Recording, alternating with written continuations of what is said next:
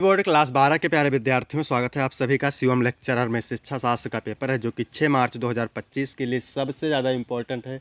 तो आप लोग वीडियो को पूरा अंत तक देखिएगा। मेरे प्यारे बच्चों, पूरा पेपर एकदम अच्छे से आंसर के साथ बताने वाले हैं।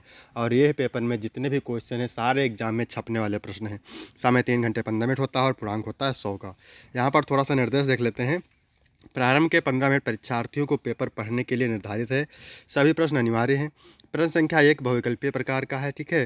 प्रश्न संख्या 2 से 6 निश्चित उत्तरीय प्रश्न हैं।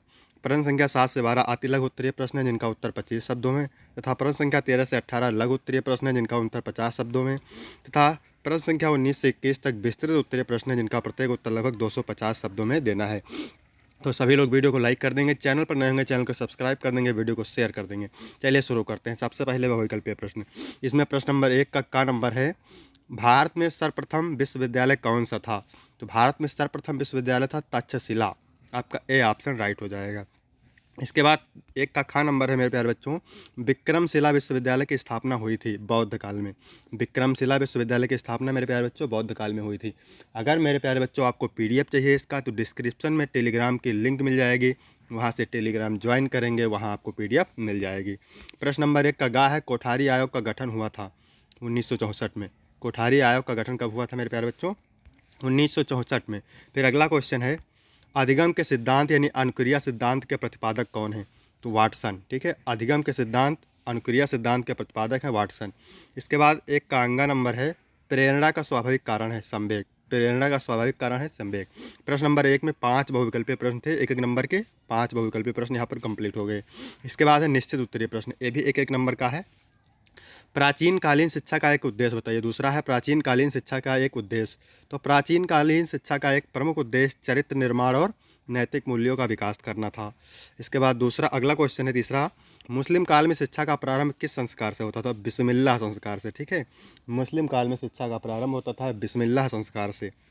इसके बाद है चौथा नंबर, सैडलर कमीशन की नियुक्ति क्यों की गई थी? तो सैडलर कमीशन की नियुक्ति का मुख्य उद्देश्य भारत में उच्च शिक्षा प्रणाली की समस्याओं का अध्ययन करना और उसमें सुधार के लिए सुझाव देना था। इसके बाद है पांचवा, बुद्धि 4 तत्वों का समूह किसने कहा है? तो अल्फ्रेड बिने ने कहा है कि बुद्धि 4 तत्वों का समूह है। अल्फ्रेड बिने ने कहा है कि बुद्धि 4 तत्वों का समूह है। इसके बाद में है 6 नंबर, दंड के क्या उद्देश्य हैं? दंड का उद्देश्य अपराधी को दंडित कर न्याय स्थापित करना, अपराध रोकना, समाज की सुरक्षा करना और अपराधी का सुधार सुनिश्चित करना है। इसके बाद मेरे प्यारे बच्चों है अति लघु उत्तरीय प्रश्न। उत्तर आपको 25 शब्दों में देना है और प्रत्येक उत्तर के लिए 4 अंक आपको मिलेंगे। तो सारे प्रश्न मोस्ट इंपॉर्टेंट है। 1952-53 के माध्यमिक शिक्षा आयोग के अध्यक्ष कौन थे? 1952-53 के माध्यमिक शिक्षा आयोग के अध्यक्ष डॉक्टर ए लक्ष्मण स्वामी मुदालियर थे। इसे मुदालियर आयोग भी कहा जाता है, जिसका उद्देश्य माध्यमिक शिक्षा में सुधार करना था। क्वेश्चन नंबर 8 है, भाषा एवं धर्म की शिक्षा के विषय में मालवीय जी के विचारों को व्यक्त कीजिए। मालवीय जी ने भाषा और धर्म की शिक्षा को नैतिकता और राष्ट्रीय एकता का आधार माना। वो शिक्षा में मातृभाषा और धार्मिक मूल्यों के समावेश पर जोर देते थे। इसके बाद है दंड देने से 2 हानियाँ। तो दंड देने की 2 हानियाँ निम्न है। पहला है अपराधी की मानसिक और सामाजिक पतन। दूसरा है समाज में दंडात्मक मानसिकता का विकास। इसके बाद है 10 नंबर, क्या कह रहा है, थॉर्नडाइक ने अधिगम के कितने नियम प्रतिपादित किए हैं? थॉर्नडाइक ने 3 अधिगम के नियम प्रतिपादित किए हैं। पहला है प्रेरणा का नियम, दूसरा है संबंध का नियम, तीसरा अभ्यास का नियम। तो प्रेरणा के नियम में है किसी कार्य को करने के लिए व्यक्ति में प्रेरणा होना आवश्यक है। संबंध के नियम में यह 2 वस्तु या घटनाएं बार बार एक साथ घटित होती हैं तो व्यक्ति उसमें संबंध बना लेता है। अभ्यास का नियम, बार बार अभ्यास करने से अधिगम मजबूत होता है। इसके बाद है 11 नंबर, ये क्या कह रहा है, अवधान की विशेषताएं बताइए। तो अवधान की विशेषताएं निम्न है। पहला है फोकस, एकाग्रता, स्थिरता, अवधि और बाहरी प्रभावों से विमुक्तता। इसके बाद है 12 नंबर, राष्ट्रीय ओपन स्कूल की स्थापना कब की गई? राष्ट्रीय ओपन स्कूल NIOS की स्थापना 23 नवंबर 1989 को हुई थी, ताकि व्यापक, सस्ती और अनौपचारिक शिक्षा प्रदान की जा सके, ठीक है। इसके बाद है लघु उत्तरीय प्रश्न। उत्तर आपको 50 शब्दों में देना है। तो यहाँ पर मेरे प्यारे बच्चों 13 नंबर प्रश्न है, महात्मा गांधी के शैक्षिक योगदान का वर्णन कीजिए। महात्मा गांधी ने शिक्षा को जीवन जीने का साधन माना। उन्होंने वैश्विक शिक्षा पर जोर दिया, जिसमें चरखा, खादी और स्वदेशी वस्त्रों का उपयोग करके आत्मनिर्भरता सिखाई। गांधी जी ने ग्रामीण और शोषित वर्गों के सरल और व्यवहारिक शिक्षा प्रणाली को वकालत की, जिससे समाज में समानता और आत्मनिर्भरता आए। इसके बाद है 14 नंबर प्रश्न, प्रदूषण रोकने के विभिन्न उपायों की विवेचना कीजिए। प्रदूषण रोकने के लिए कई उपाय किए जा सकते हैं, जैसे इको फ्रेंडली प्रौद्योगिकी का उपयोग, प्रदूषणकारी यंत्रों की जगह पर्यावरण संरक्षित तकनीकों का प्रयोग करना। दूसरा है क्लीन ऊर्जा स्रोतों का उपयोग, सौर ऊर्जा, पवन ऊर्जा, जल विद्युत का उपयोग करके ऊर्जा उत्पादन करना। इसके बाद है सतत परिवहन प्रणाली, सार्वजनिक परिवहन प्रणाली को बढ़ावा देना और निजी वाहन कम करना। कचरे के उचित प्रबंधन, रिसाइकलिंग, कंपोस्टिंग और कचरे के सही निस्तारण का अभ्यास। इसके बाद है पाँचवा पर्यावरण जागरूकता, लोगों को प्रदूषण के दुष्प्रभावों के प्रति जागरूक करना और उन्हें जिम्मेदार बनाना। फिर है वन संरक्षण, वनों की कटाई को रोकना और नए पेड़ लगाना। ठीक है मेरे प्यारे बच्चों। इसके बाद 15 नंबर है मोस्ट इंपॉर्टेंट है, थॉर्नडाइक के सीखने के मुख्य नियम को उदाहरण सहित स्पष्ट कीजिए। थॉर्नडाइक के सीखने के मुख्य नियम 3 है, प्रयोग का नियम, प्रभाव का नियम और अभ्यास का नियम।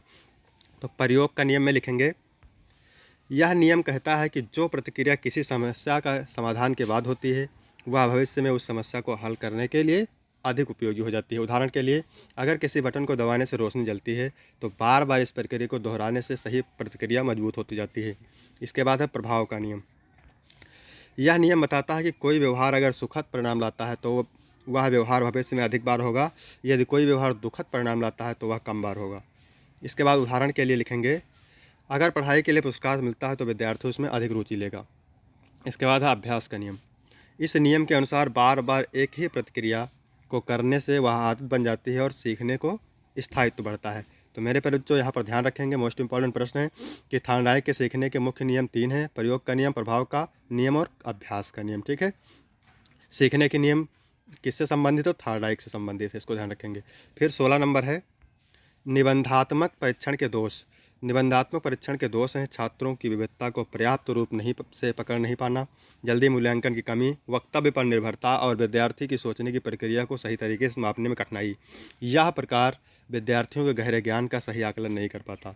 इसके बाद है 17 नंबर मानसिक स्वास्थ्य के व्यक्तिगत घटकों का उल्लेख कीजिए। तो मानसिक स्वास्थ्य के व्यक्तिगत घटकों में आत्मसम्मान, भावनात्मक स्थिरता, तनाव प्रबंधन क्षमता, प्रेरणा, सामाजिक संपर्क और मानसिक रोगों के प्रति जागरूकता शामिल है।